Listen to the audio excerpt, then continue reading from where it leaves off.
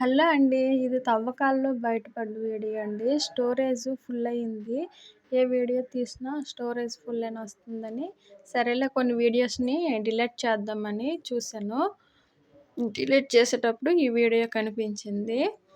ఇవి last year Anjaneya స్వామి జయంతి అవుద్ది కదా! అప్పుడు నేనేమంచు 108 నిమ్మకాయలని దండ కొట్టి వేశానండి. అలాగే 108 తమలపాకులను కూడా దండ కొట్టి స్వామివారికి అర్పించాను.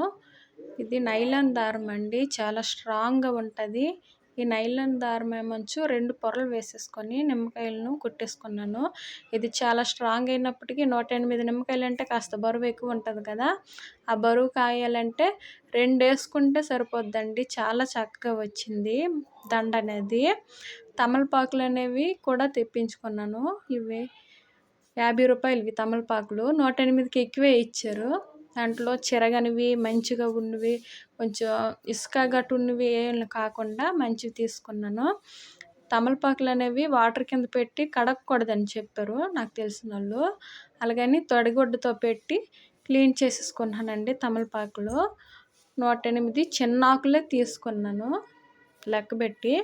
ఈ ప్లేట్‌లో వేసేసుకొని ఒక్కొక్కటిగా గుచ్చేసుకున్నాను. దీనికి కూడా నైలాన్ దారమే యూజ్ చేశాను.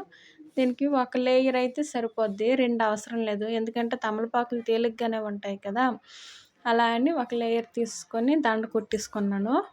దండ కుట్టేసిన తర్వాత దీనిపైన సింధూరంతో శ్రీరామ అని రాసేసుకున్నానండి. వీడియో చూపిస్తాను. స్వామివారికి ఏసింది మాత్రం వీడియో తీయలేదు. నా వీడియోస్ మీకు నచ్చినట్లయితే లైక్ చేయండి, షేర్ చేయండి, సబ్స్క్రైబ్ చేయండి.